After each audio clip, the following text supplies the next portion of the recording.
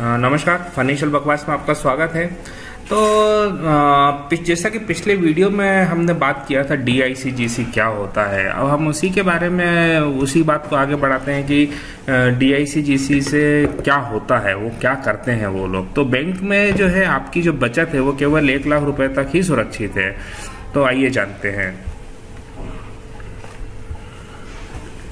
Do you know your deposit is in bank is insured for 1 lakh only? तो हम लोग साधारणतः सोचते हैं कि हमारी सारी जमा जो हमने बैंक में जमा कर रखी है वो पूरी सुरक्षित है, कि हम लोग फिक्स डिपॉजिट करवा देते हैं, सेविंग में डाल देते हैं, करंट अकाउंट में डाल देते हैं और सोचते हैं कि यहाँ पर जो है डूबेगा नहीं। लेकिन हम इसी विषय पर और चर्चा करेंगे आगे कि DICGC से क्या क्या बीमा होता है, ओके, और कितने रुपए तक होता है और कैसे कैसे उससे ज्यादा बीमा लिया जा सकता है अपने इंश्योरेंस अपने डिपॉजिट पर। तो DICGC से कौन सी बैंकें सुरक्षित होती है, सबसे पहले तो हमें ये समझ लेना चाहिए। तो सबसे पहले होता है कि कमर्शियल बैंक है। जो कमर्शियल बैंकें होती हैं वो होती हैं आपकी गवर्नमेंट बैंक है, पब्लिक सेक्टर बैंक है, और इसके साथ ही वो सभी फॉरेन बैंक हैं जो भी हमारे यहाँ पर बिजनेस करती हैं। फिर उसके बाद होती है सहकारी बैंक यानी कोऑपरेटिव बैंक है। तो जितनी भी डिस्ट्रिक्ट कोऑपरेटिव बैंक है, रूरल कोऑपरेटिव बैंक है, रूरल रीजनल बैंक्स हैं, वो सब इसके अंदर कवर होते हैं। कौन सी बैंक या संस्था सुरक्षित नहीं होती?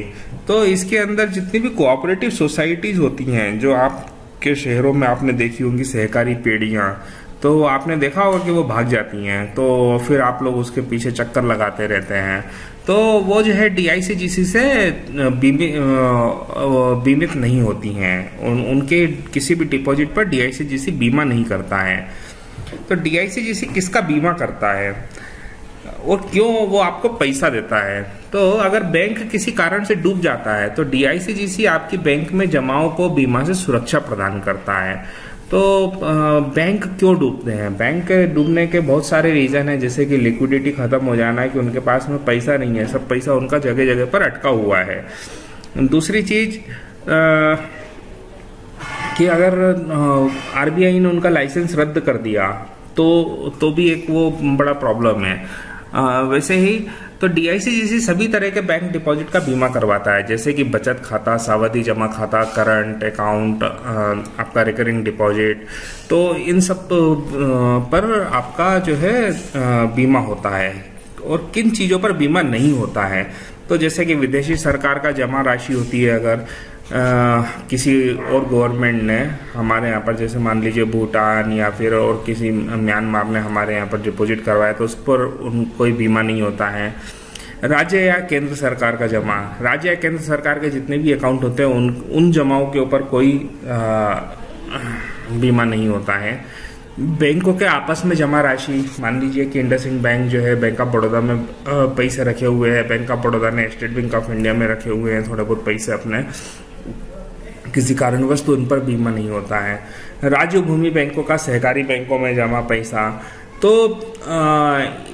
आप ये समझ सकते हैं कि ये जो बैंकों के जमा पैसे होते हैं या सरकार के जमा पैसे होते हैं, उनके ऊपर कोई इंश्योरेंस जो है DICGC नहीं देती है, क्योंकि इनकी जो जमा राशि होती है वो बहुत करोड़ों रुपए में होती है। तो DICGC से अधिकतम कितना बीमा मिलता है, ये सबसे एक बेसिक सवाल है जिस पर हम बात करने वाले हैं।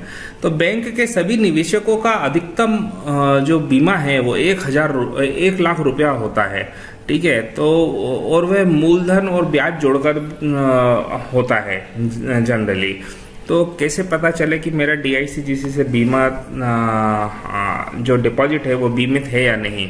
तो DICGC से बीमा करवाना बैंक के लिए अनिवार्य है, और इसके लिए आप ब्रांच में जाकर भी बात कर सकते हैं, उनसे पूछ सकते हैं कि भाई मेरा बीमा जो है DICGC से सुरक्षित है या नहीं है। तो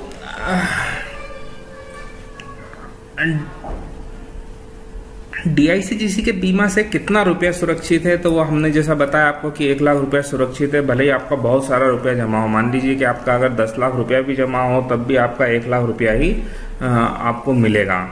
क्या किन्हीं चुने हुए खातों का बीमा ज्यादा रकम से किया जा सकता है? तो एक ही तरह के स्वामित्व के खातों को एक साथ एक ही प्रकार के बीमा से सुरक्षित किया जाता है। यानी कि अगर मिस्टर राम ने अकाउंट खुलवाया है, मान लीजिए कि 4-5 अकाउंट है उनके सेविंग में, मिस्टर राम के पहला सेविंग अकाउंट है, करंट अकाउंट है, फिक्स डिपॉजिट है, रिकरिंग डिपॉजिट है, तो सब मिलाकर केवल 1 लाख रुपए सुरक्षित है। और मान लीजिए सब में 25 लाख रुपए पड़ा हुआ है, तो उनको 25 लाख रुपया नहीं मिलेगा, उनको DICGC से केवल 1 लाख रुपया मिलेगा। तो आप DICGC से के बीमा से अपनी और जमाओं को कैसे सुरक्षित रख सकते हैं? तो क्या होता है कि अलग अलग बैंकों में बीमा की सीमा जो है 1 लाख रुपया होती है।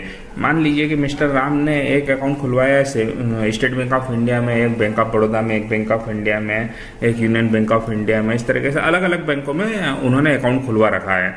तो उससे क्या हुआ है कि उनको हर एक बैंक से 1 लाख रुपए तक की DICGC के बीमा की सुरक्षा मिलेगी। लेकिन अगर आप एक ही बैंक में सारा पैसा रखोगे तो आपको एक ही बैंक से केवल 1 लाख रुपया ही सुरक्षा होगी। अगर 2 बैंकों में खाते हैं और दोनों बैंक एक साथ बंद होते हैं तो क्या वे दोनों बीमा एक ही होंगे?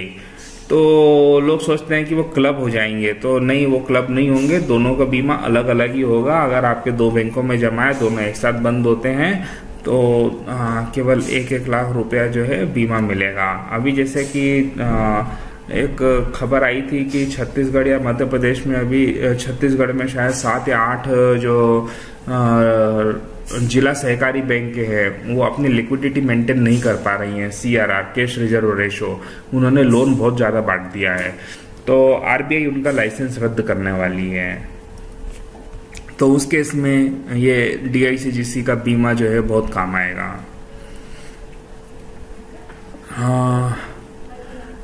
इसके लिए मैं आपको थोड़ा सा और बता देता हूँ। मैं आपको सीधे RBI की वेबसाइट पर ले चलता हूँ। यहाँ पर इलिस्ट्रेशन दे रखा है कि अगर जैसे मिस्टर एस के पंडित हैं, इंडिविजुअल है, उन्होंने सेविंग अकाउंट में, करंट अकाउंट में, फिक्स डिपॉजिट में जमा करवा रखा है, तो जो टोटल डिपॉजिट हुआ उनका 1,19,000 हुआ, लेकिन डिपॉजिट कितने से इंश्योर होगा? केवल 1 लाख रुपए से। अब S K Pandit partner of ABC and company, अब उनका जो है करंट अकाउंट, फिक्स डिपॉजिट और मिला के 1,25,000 हुआ, डिपॉजिट उनका हुआ इंश्योर्ड 1 लाख रुपया ही। ठीक है ना, क्योंकि ये डिफरेंट कैपेसिटीज में है, पहले इंडिविजुअल में है, फिर पार्टनर है, फिर गार्जियन है, फिर डायरेक्टर है, फिर ज्वाइंटली है।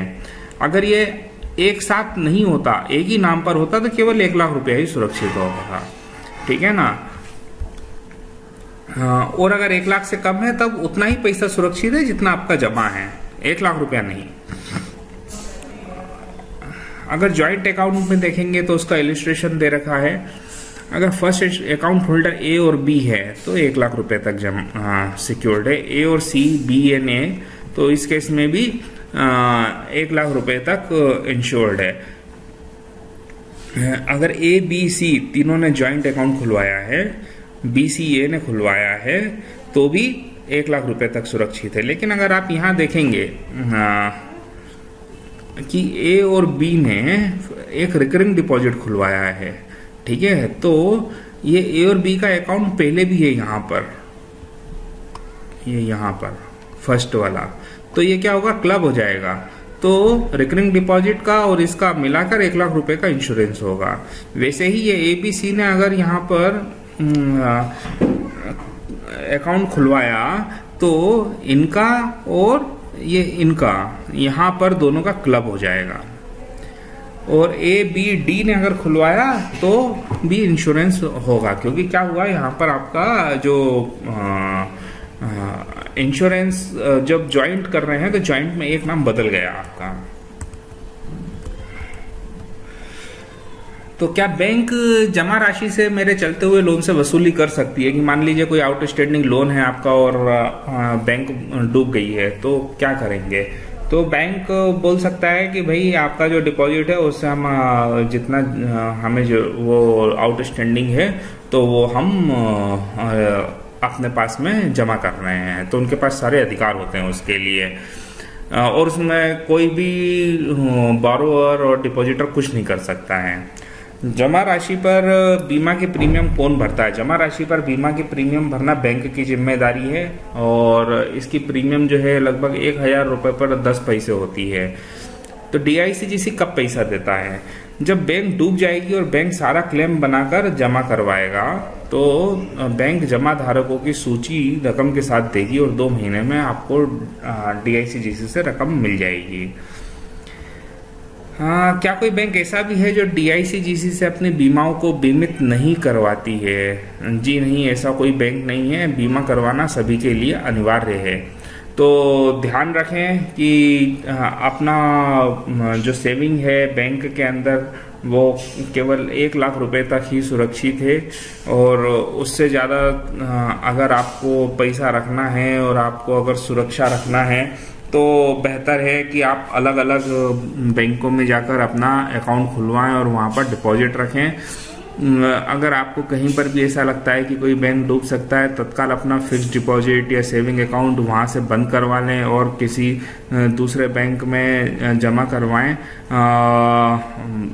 ध्यान रखें कि किसी अच्छे बैंक में, जैसे कि बड़े बैंकों में, खासकर सरकारी बैंकों में पैसा रखें या फिर प्राइवेट बैंकों में भी रख सकते हैं। ऐसा कोई प्रॉब्लम नहीं है प्राइवेट बैंकों में भी, लेकिन हमेशा नज़र बनाए रखें कि कहीं कोई प्रॉब्लम जैसे ही लगती है तो वैसे ही आप अपना पैसा उसमें से निकाल लें और पैसा कहीं और डिपॉजिट कर दें, जिससे आप DICGC के चक्कर से भी बच जाएंगे। तो उम्मीद करते हैं कि वीडियो पसंद आया होगा। अगर आपने अभी तक चैनल हमारा सब्सक्राइब नहीं किया है तो नीचे सब्सक्राइब बटन दे रखा है, आप उसे सब्सक्राइब कर सकते हैं। पसंद आया तो लाइक करिए और कोई प्रश्न है तो कमेंट करिए, हम आपके सवालों का जवाब देंगे। आप हमारा वीडियो को शेयर कर सकते हैं, आप अपने YouTube अकाउंट में प्लेलिस्ट में हमारे वीडियो को ऐड कर सकते हैं। धन्यवाद।